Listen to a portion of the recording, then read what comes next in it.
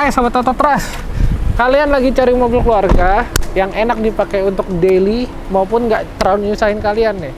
Ini kita ada stok unit Toyota Foxy tahun 2019. Nah, hari ini kita bakal nge-review dikit gimana sih rasanya Toyota Foxy dan kenapa kalian harus beli Toyota Foxy dibandingin mobil lain. Yuk kita bahas yuk.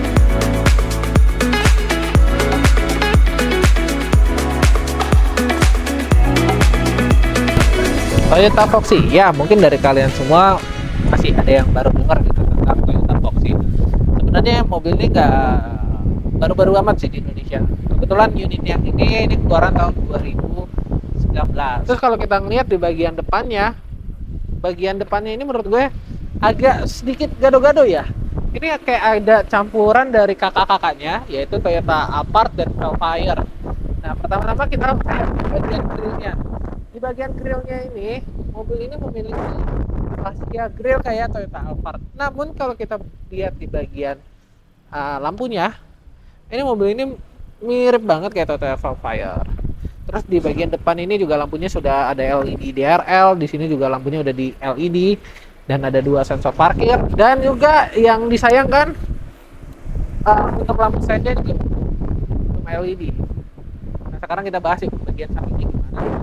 Nah, kalau kita berbicara di bagian samping ini, ya seperti MPV Boxy ya, yang kayak Serena atau Biante. Menurut gue untuk bagian desainnya, untuk bagian samping ini udah cukup sporty gitu, setawar Nissan Senna gitu. Ingin Biante, kalau Biante ciri khasnya sendiri ya kayak futuristik gitu. Tapi kalau di sini nuansa yang Toyota bawa itu dari bagian desainnya itu cukup sporty gitu. Pertama-tama bisa lihat dari velgnya sendiri. Toyota Foxy ini udah memakai velg two-tone dengan ukuran 225 per 25 ring 17. Jadi menurut gue ya desainnya oke sih. Bagian sininya juga ditambahin daging-daging gini yang bikin nuansanya itu sporty. Soalnya kalau kita lihat side body moldingnya ini nyambung gitu antara depan sama belakang. Sama jangan lupa ya, dia udah punya spoiler juga. Dan kelemahannya dia, kalau ini bukan kelemahan sih, ini mungkin ekspektasi gue terlalu besar. Dia ini sayangnya belum kayak kakaknya yang punya relnya ini disumpetin apa ya kalau bahasa Indonesianya, diumpetin gitu, diumpetin di bagian sini. Ya ini masih sama kayak Serena atau nggak Biante lah. Mungkin itu aja yang gue bisa bahas bagian sampingnya. Sekarang kita bahas yuk bagian belakangnya gimana.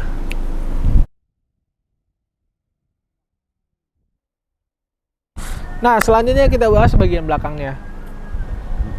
Dari bagian belakangnya sendiri, Toyota Foxy kalau pertama kita lihat, dia punya spoiler nih. Spoilernya kan tadi gue udah bilang ya, desainnya cukup keren ya. Dari belakang juga desainnya cukup keren sih menurut gue. Dia berani gitu, desainnya sporty gitu. Selain itu dia juga udah punya satu wiper belakang. Sama kalau kita perhatiin sesama, di sini ada garis-garis gitu di kacanya, berarti dia udah punya defogger. Nah, kalau kalian nggak tahu apa sih fungsi defogger? Fungsi defogger ini untuk ngangetin kaca belakang kalian. Jadi kalian nggak usah worry lagi untuk kaca belakang itu nanti berembun. Habis itu di sini ada lampu rem yang udah LED. Terus juga sayangnya dia belum pakai lampu mundur dan lampu stand yang LED. Terus tulisan Foxy-nya di sini juga kayak, menurut gue fontnya ini cukup bagus loh. Kayak apa ya? Modern iya, sporty juga iya gitu. Selanjutnya untuk emblem yang ini kalian gak usah percaya ya. Ini kebetulan ini emblem pemilik sebelumnya. Dia cuma nempelin hybrid doang. Tapi faktanya mobil ini belum hybrid gitu. Terus untuk kita lihat bumper belakangnya. Bumper belakangnya juga menurut gue memiliki desain yang cukup oke lah. Sporty gitu. Kalau kita lihat ke depannya juga, bagian depannya sama bumper belakangnya ini juga masih nyambung gitu. Nada sportinya. Terus kita masuk ke bagian bagasinya. Ya, yang pertama yang bakal gue bahas untuk bagian bagasinya.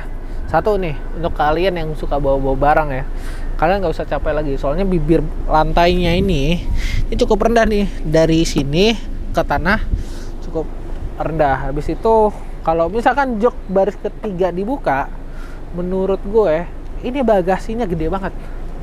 Kalian bisa naruh koper apapun itu.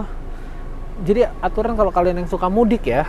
Sama satu lagi nih, dia kan punya baris ketiga nih. Ini pelipatannya juga cukup praktis nih kayak Toyota Alphard nih. Nih kalian tinggal cukup gini, terus tarik ini, udah jadi bangku baris ketiga. Nah terus kalau kalian mau ngelipat juga ini cukup gampang loh. Kalian tinggal tarik aja tuas di sini nih, pop, dia udah otomatis naik ke atas ke samping. Nanti tinggal dicantolin dah situ. Nah, sekarang kita bahas yuk bagian depannya, bagian baris pertama. Yuk. Nah selanjutnya kita bahas bagian depannya nih. Pertama-tama gue bakal bahas dulu bagian dashboardnya. Menurut gue dari desain dashboardnya sendiri, mobil ini memiliki desain yang cukup mewah, praktis dan elegan gitu. Kenapa gue bilang praktis dan elegan? Ini kalau kita perhatiin di bagian dashboardnya ini dia punya motif-motif coklat gini loh. Jadi kayak ini dan ini juga kulitnya ini apa, coklat-coklatnya ini kulit dan dipegang enak gitu. Terus selain itu juga mobil ini praktis banget nih. Ini kalau kamera bisa lihat nih, di sini juga ada beberapa barang yang kita taruh juga nih untuk syuting kali ini nih. Jadi penyimpanannya juga banyak banget. Satu di sini juga, sama di sini juga. Terus selanjutnya kalau kita ngomongin bagian setirnya, kemudinya mobil ini punya pengaturan setir yang bisa tilt steering dan teleskopik. Ya pengaturannya cukup jauh sih untuk tilt steering dan teleskopik. Terus untuk bagian transmisinya dia menempatkan di bagian tengah sini. Habis itu untuk AC-nya juga ngontrolnya semuanya di bagian sini. Habis itu untuk head unitnya juga menurut gue nggak tahu nih gue berapa inch ya, tapi cukup lah untuk head unitnya sebesar ini. Terus untuk kesenangan di jari-jari, dia ini ada cruise control di sebelah kanan bawah ini. Terus dia juga ada pengaturan audio di sini. Terus untuk ngatur MID di tengah sini nih, ini kita bisa pakai ini aja nih, tombol-tombol di sini nih. Terus kita bisa ngatur apapun yang kita mau. Habis itu untuk pengaturan joknya sendiri, dia ini bisa naik turun, maju mundur, sama bisa reclining. Oh ya, sama satu lagi nih, dia punya armrest juga nih. Dari bagian sini depan sampai baris kedua juga dia punya armrest. Habis itu untuk bagian atasnya ini dia ada kaca. Jadi kalau kalian yang suka ngaca gitu, aturan mobil ini cukup lah. Terus untuk pengaturan kaca spionnya ada ditaruh di bagian sebelah kanan sini, dan semua kaca di mobil ini udah power window. Gue lupa ngasih tahu, dia juga ada panoramic roof di bagian depannya. Terus ada tempat naruh buat kacamata juga. Nah mungkin itu doang sih bagian depannya. Sekarang kita bahas sih bagian baris kedua ini gimana rasanya dan apa aja fitur-fiturnya. Oke, untuk bagian baris keduanya, kalau kita duduk di bagian sini, pertama impresi gue, joknya empuk sih. Ini jujur ini jok mobil yang lumayan empuk menurut gue. Terus untuk legroomnya juga cukup gede. Di sini juga ada cantolan nih buat naruhin ya belanjaan gitu. Sama untuk bagian kirinya dia ada meja. Jadi kalau mau kalian makan bubur kecil gitu, atau enggak laptop atau enggak tablet, aturan bisa gitu. Yang penting jangan taruh laptop gaming di sini. Habis itu di bagian sampingnya sendiri ini masih hard plastik, tapi di sini ada kulit-kulitan nih. Lumayan empuk lah. Terus dia juga udah dilengkapi oleh tirai nih. Jadi kalau kalian butuh privasi lebih, kalian bisa pakai tirai ini nih untuk menutupin. Nextnya dia naruh AC di bagian di atas sini. Terus di sini ada sheet bar ya. Habis itu dia juga udah dilengkapi oleh ini panoramic sunroof, jadi bisa dibuka. Habis itu di sini juga dia ada pengaturan jok yang bisa rapat gitu. Dia bisa rapat kayak gini. Terus dia juga bisa maju yang cukup panjang dan mundur cukup panjang. Terus kalau kita rapetin ini juga bisa mundur lagi. Tuh, segini maksimalnya. Terus untuk bagian belakang itu dia juga ada armrest nih. Untuk kanan sama kiri juga udah disiapin armrest. Tuh. Terus di sini juga ada tombol buat buka tutup kaca. Sama di sini ada temperaturnya juga sih, kalian bisa ngontrol temperatur di bagian belakang ini. Sebentar, kalau misalkan ada temperatur bagian sini, berarti kalau bisa dibilang mobil ini punya triple zone untuk bagian AC-nya. Mungkin itu aja sih mau gue bahas di bagian baris kedua. Sekarang kita bahas bagian baris ketiga. Nah, sekarang gue udah duduk di posisi baris ketiga. Nah, pertama untuk legroomnya nih, ini sebenarnya masih bisa majuin lagi deh, tapi ini udah posisi ideal gue duduknya. Ini gue punya legroom yang cukup 4 jari, 5 jari malahan. Terus untuk headroomnya ya sekitaran 5 jari juga. Terus ini headrestnya ya gue bisa adjustment, lumayan nyaman sih ini untuk duduk bagian belakang. Sayangnya aja ini kan dudukan roda ya kurang tinggi nih, aturan dibikin segini nih biar enak. Terus di sini juga ada cup holder, jadi kalian kalau mau naro minuman di bagian belakang aturan udah cukup, bisa 2 lagi. Jadi sih gitu ya rasa duduk di bagian belakang. Sekarang kita bahas aja gimana sih rasa berkendara dari mobil ini. Yuk. Oke, sekarang kita bahas impresi berkendara dari mobil ini. Yang pertama, menurut gue, ini kebetulan kita juga lagi belok lumayan lagi belok-belok juga nih. Radius putar dari mobil ini sebenarnya nggak patah-patah banget sih, menurut gue lebih condong ke besar malahan. Jadi ya kalau kalian belok patah, kalian butuh mundur lagi, nggak begitu patah.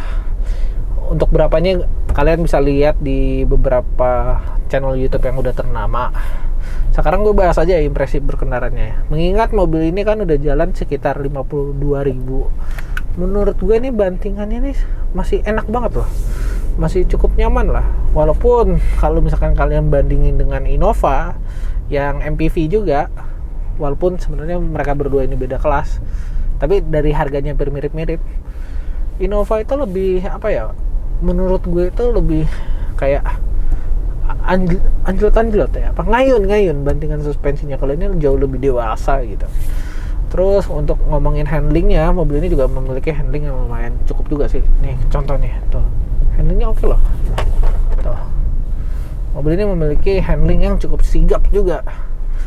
Dari steeringnya juga derek, walaupun feel-nya ini menurut gue agak kurang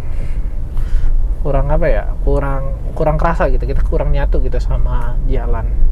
Nah, terus gimana sih rasa tarikannya? Nah, untuk tarikannya kita cari dulu jalan yang agak lurus. Nah, sekarang kita bakal nyoba gimana rasanya mobil ini untuk tarikannya ya. Kita coba ya, ini 3, 2, 1.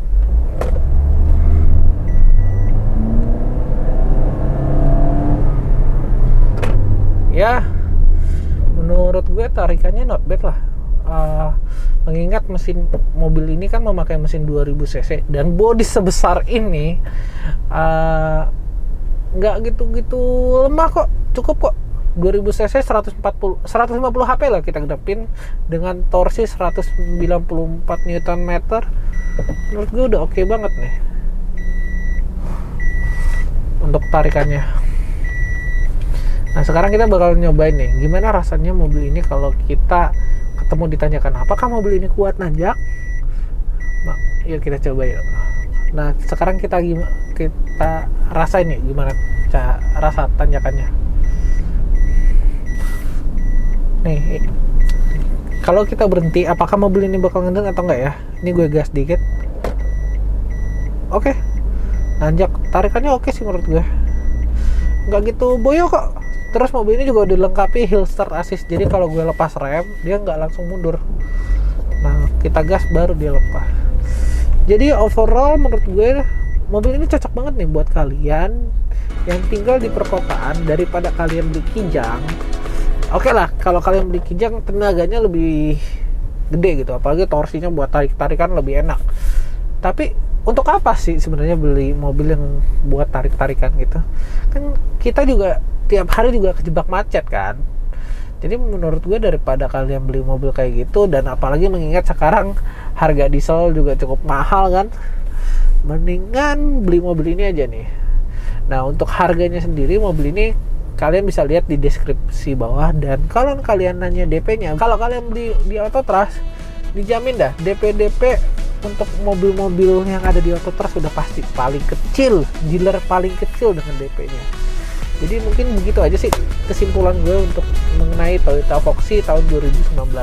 Kalau kalian suka konten-konten kayak gini, atau enggak kalian punya ide konten apa lagi yang kita harus bikin selain konten review, kalian bisa komen di bawah.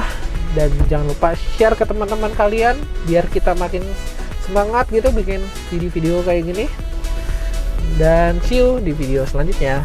Oh ya, kalian kalau mau kontak langsung aja ya ke kolom deskripsi ya. Bye bye.